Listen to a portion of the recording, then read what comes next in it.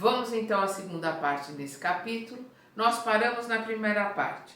Nesse instante, Cesarina penetrou no quarto, seguida dos espíritos construtores que velavam por Volpini, o reencarnante. Enquanto a senhora se sentava à frente de grande espelho, dando início a complicados arranjos de apresentação festiva, os cooperadores de Apuleio se aproximavam, saudando-nos atenciosamente. Infelizmente, disse um deles ao chefe, a situação é muito grave. É impossível prosseguir em nosso esforço de assistência com o êxito desejado. Nossa irmã afunda-se cada vez mais nos desequilíbrios destruidores, unindo-se voluntariamente e indicou as entidades viciosas que a cercavam. A esses adversários infelizes, entrega-se agora a prazeres e abusos de toda sorte. Então ela, por livre e espontânea vontade, está unida ali àqueles irmãozinhos trevosos, menos esclarecidos. Seus desvios sexuais nos últimos dias têm sido lastimáveis e enorme é a quantidade de alcoólicos aparentemente inofensivos de que tem feito consumo sistemático. Aliados semelhantes distúrbios às vibrações desordenadas do plano mental, vemos que a posição de Volpini é insustentável, não obstante nossos melhores esforços de socorro. Apuleio ouviu as graves notificações em silêncio e observou em seguida: já sei o que se projeta para esta noite. Sim, considerou o interlocutor, apelamos para a sua autoridade, porque a organização fetal não poderá resistir a uma nova investida. O diretor convidou-me a examinar a gestante. Ao lado dela, permaneciam as entidades inferiores a que me referi, que demonstravam absoluta ignorância de nossa presença. Cesarina, com excessivo cuidado das mulheres demasiadamente vaidosas e inscientes da responsabilidade moral, utilizava certos recursos para disfarçar o aspecto da gravidez adiantada, deixando adivinhar que se preparava com esmero para uma noitada de fortes emoções. Fixei minha atenção no feto, auxiliado pelo chefe dos construtores, mas não pude esconder minha surpresa e compaixão. O caso Volpini era muito diferente do processo de reencarnação verificada em casa de Raquel. A forma física embrionária demonstrava manchas violáceas, revelando dilacerações, pequeninos monstros, somente perceptíveis ao nosso olhar, nadavam no líquido amniótico, invadindo o cordão umbilical e aproximando-se da maior parte do delicado alimento reservado. Desculpa, eu li errado aqui. Invadindo o cordão umbilical e apropriando-se da maior parte do delicado alimento reservado ao corpo em formação. Toda a placenta era assediada por eles, provocando-me terrível impressão. Então nós vemos aqui a influenciação menos digna, esses irmãozinhos infelizes, ignorantes, que estão ali trabalhando para o aborto. Então vê-se essas energias que estão consumindo os alimentos, estão consumindo as energias que são enviadas para o feto. Percebi pela intensa normalidade dos órgãos geradores que o aborto não poderia demorar-se. Apuleio igualmente, endereçando-me expressivo gesto com a cabeça, acusava forte preocupação. Abandonou subitamente o exame e falou-nos: se a infeliz, obcecada pelos prazeres criminosos, não se detiver nesta noite, a organização fetal será expelida até amanhã.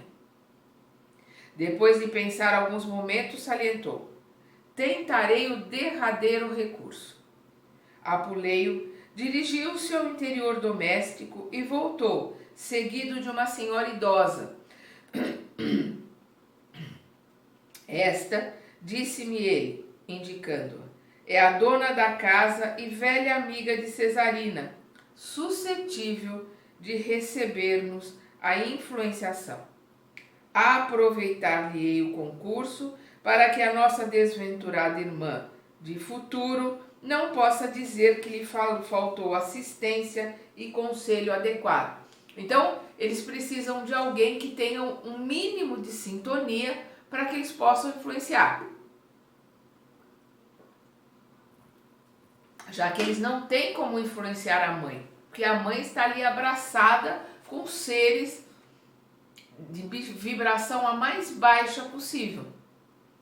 Então eles foram buscar alguém que tem uma vibração um pouco melhor, uma pessoa com outros caracteres, né? Numa outra frequência, para que eles possam influenciá-la, para que essa pessoa possa dar conselhos, possa avisar a Cesarina, para que mais tarde a Cesarina não possa alegar que ela não teve um único conselho, que ela não teve uma única ajuda, né, para que ela não perdesse para que ela não perdesse essa gravidez. Em um gesto de bondade, já observado por mim em diversos superiores do nosso plano, colocou a destra sobre a fronte da recém-chegada, que se acercou de Cesarina com muita ternura e falou: minha amiga, estou receosa por você. Não vá. Desconfie de certas amizades pouco dignas. Seu estado, Cesarina, é melindroso. Por que exceder-se? Uma festa de aniversário em pleno bar não pode servir às suas necessidades presentes. Abriguei você em nossa residência como se o fizesse a uma filha e devo estar vigilante. Nutro a esperança de vê-la reaproximar-se do esposo, que, segundo creio, deve estar ausente por simples questão de incompatibilidade de gênios. Mas, se você não se defende do mal, como atender à situação? Um dos infelizes seres da ignorância e da sombra que perseguiam Cesarina por invigilância dela, é livre escolha. Ali nós estamos vendo que é o livre-arbítrio dela, foi ela que escolheu estar com eles. Envolveu-a nos braços, como se desejasse comunicar-lhe o seu estranho e perigoso magnetismo. Vi que as entidades inferiores presentes observavam de perto a senhora e lhe ouviam as palavras sensatas, porque todas exibiam gestos e demonstrações de revolta e desagrado, que não podemos registrar aqui. A interpelada, deixando-se envolver pela influência neutralizante do mal, riu-se de modo franco e acrescentou: tranquilize-se, minha boa Francisca, não precisará ensinar-me virtude. Tenho meu compromisso para hoje, não posso faltar. Não concordo, Cesarina, tornou a interlocutora com energia, sob a inspiração direta de Apuleio. Nem estou fazendo pregação de virtude à sua consciência responsável. Quero despertar suas fibras de esposa e mãe. O homem cujo convite você pretende atender não merece confiança, não é digno de consideração. Além disso, seu organismo deve ser preservado. Não lhe dói a expectativa de prejudicar o filhinho? Não pondera o futuro? E a respeitável amiga continuou advertindo com severidade maternal, enquanto a futura mãe de Volpini se manteve em franca posição de negativa e impermeabilidade. 2 horas durou a conversação. 2 horas o Apuleio, né, ficou ali influenciando essa senhora e ela tentando convencer essa mulher a não sair. Que coisa, né? 2 horas durou a conversação, na qual o diretor dos construtores usou da caridade, da lógica e da paciência nas mais altas doses. Todavia, ao fim desse tempo, um automóvel fonfonou à porta. Cerrando o pequeno estojo de perfumes, Cesarina abraçou a velha amiga desapontada e despediu-se. Adeus, voltarei mais tarde. Não tenho tempo a perder. O veículo rodou a caminho das avenidas asfaltadas. As entidades perturbadas seguiram no carro célere, mas nós, esperando a manifestação de Apuleio, ali permanecemos. Algo triste, o chefe de serviço dirigiu-se aos colaboradores declarando: podem regressar à nossa colônia em descanso. Nada mais tem que fazer por agora. O dever de todos foi bem cumprido. E olhando para mim, significativamente acrescentou: irei eu mesmo, em companhia de André, buscar Volpini para recolhê-lo em lugar conveniente. O ambiente era de consternação, porque se os espíritos superiores são equilibrados, não são insensíveis. Isso é importante a gente entender. Os espíritos superiores são equilibrados. Eles já dominam as suas emoções e, consequentemente, os seus sentimentos. Faz parte da elevação, faz parte da nossa reforma íntima, dominarmos as nossas emoções, trabalharmos bem com ela, termos um controle dos nossos sentimentos, para que possamos usá-los de forma correta, naquilo que nos ajuda a crescer e a elevar, porque sentimentalismo não leva a nada. Emoções descontroladas é um prato cheio para os nossos irmãozinhos instigantes. Então as emoções têm sim que ser controladas. Então nós vamos ver nos espíritos superiores que eles têm um controle muito grande das emoções, mas não são insensíveis. Nós vemos isso no nosso Mestre Jesus. Quando nós estudamos as passagens bíblicas do Novo Testamento, né, do Evangelho, a palavra Evangelho quer dizer Boa Nova. Então, quando nós vemos ali os discípulos descrevendo as palavras e as atitudes de Jesus, nós vemos que Jesus tem as emoções totalmente controladas. Nós não vemos nenhum descontrole de Jesus. E quando a gente vê algum descontrole, nós vamos ver lá os estudiosos, vamos ver aqueles que estudam todas as colocações, que normalmente essa é uma passagem que existe, né, com certo descontrole. Nós vamos ver que esse descontrole não existiu. Quem estuda sabe do que eu estou falando. Então, todos os espíritos estão caminhando para uma luz maior, são controlados nas suas emoções e nos seus sentimentos, mas não são insensíveis.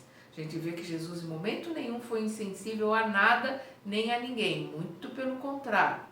Mas ele mantinha as suas emoções absolutamente sob controle por ser um espírito extremamente superior.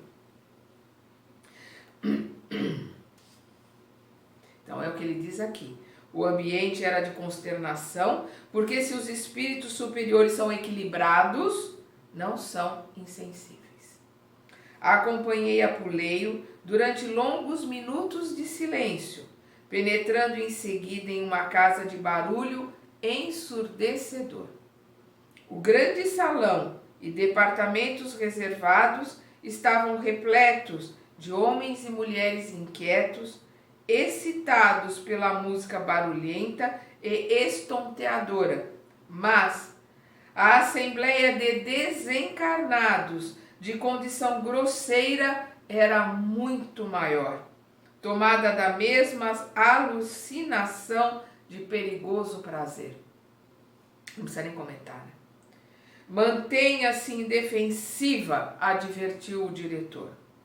São poucos os desencarnados com reduzido tempo de experiência que podem penetrar ambientes como este para serviço de proteção. Então ele coloca, mantenha-se indefensiva, defenda-se das energias,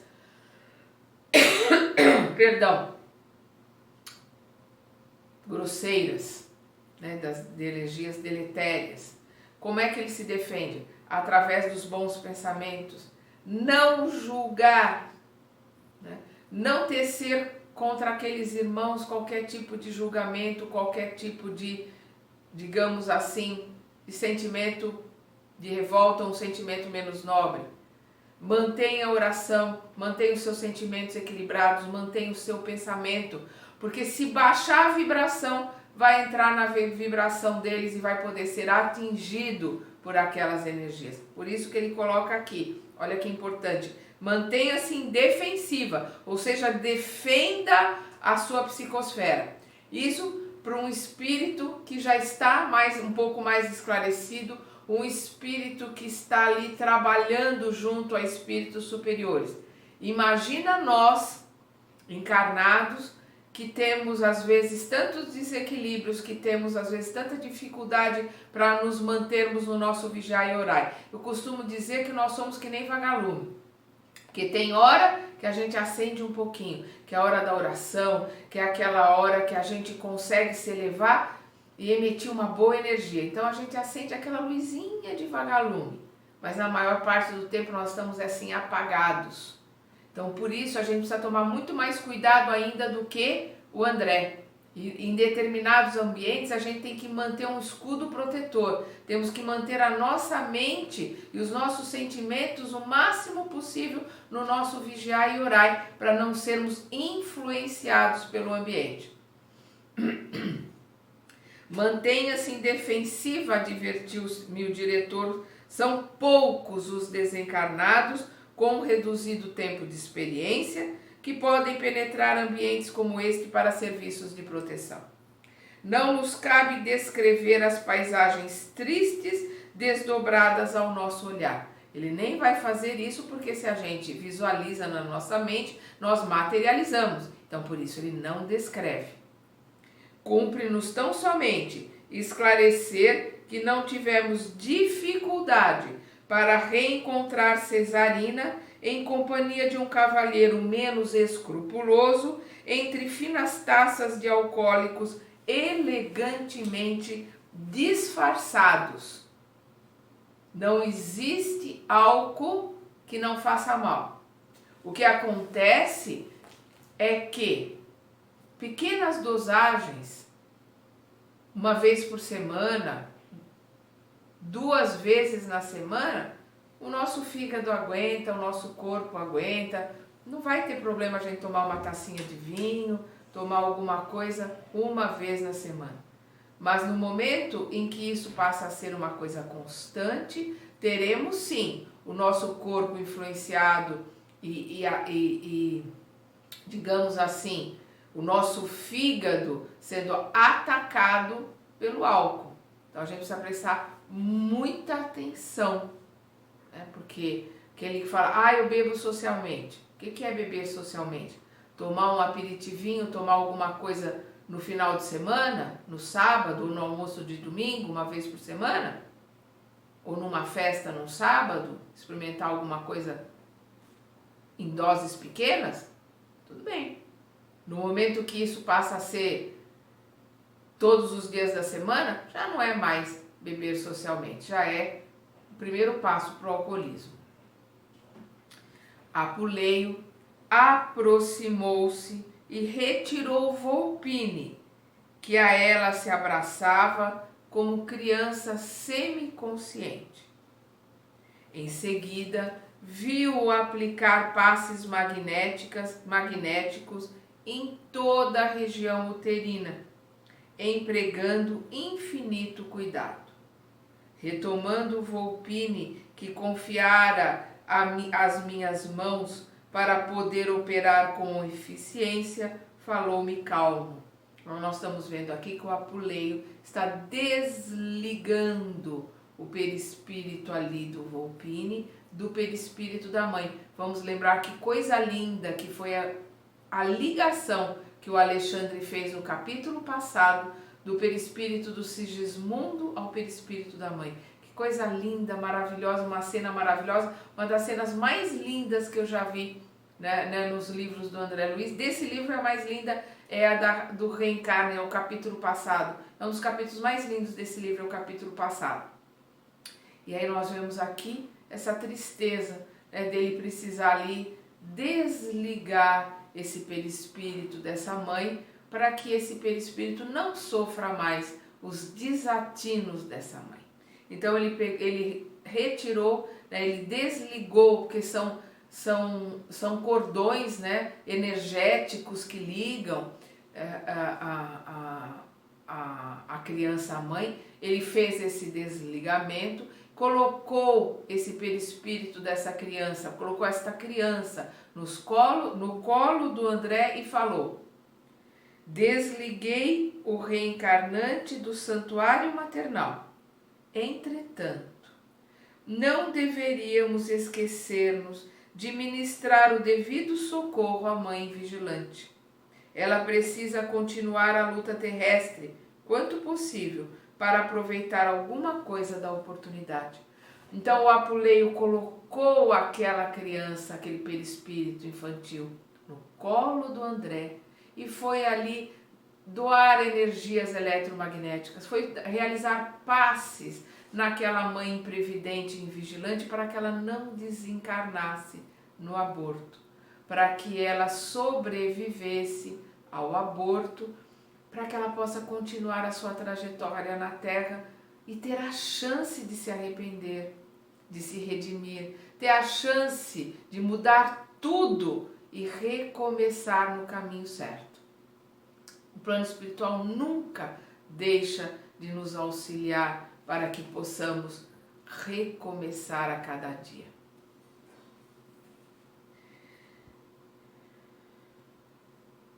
Retiramo-nos, conduzindo o companheiro prematuramente desligado a uma organização socorrista, mas depois de atender a todos os deveres que me competiam, desejei, na qualidade de médico, observar o que se passava com a pobre mulher fracassada em sua missão sublime.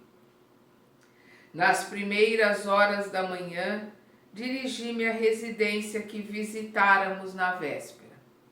Com grande surpresa, porém, verifiquei que Cesarina não se encontrava em casa. Não se passaram muitos minutos e uma vizinha interpelava a senhora que Apuleio influenciara, perguntando-lhe o que eu desejaria saber. Olha que interessante, às vezes as pessoas têm uma ideia lúdica, né? Aquela ideia de criança, não, os espíritos sabem tudo, os espíritos conhecem tudo.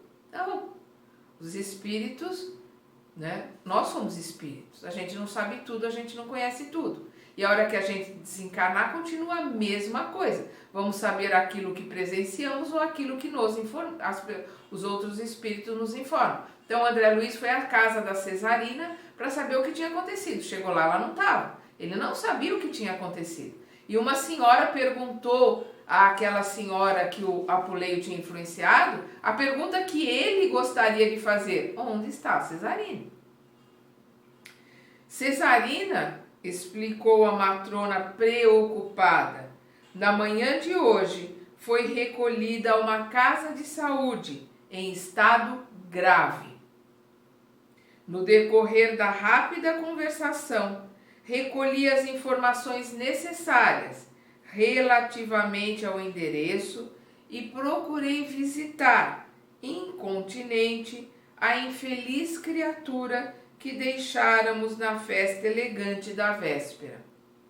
Fortemente impressionado, soube que Cesarina, em gravíssimas condições, acabava de dar à luz uma criança morta. Então, que a criança estava morta, nós já sabíamos, nós vimos ali o desencarne espiritual da criança, porque a hora que o Apuleio desligou a criança da mãe, foi o desencarne dela, que nem chegou a encarnar, né? E aqui nós vemos que o André se inteirou de que a Cesarina havia abortado a criança no hospital, que nasceu morta, e que a Cesarina estava em estado grave. Vamos continuar estudando e aprendendo no próximo capítulo deste livro.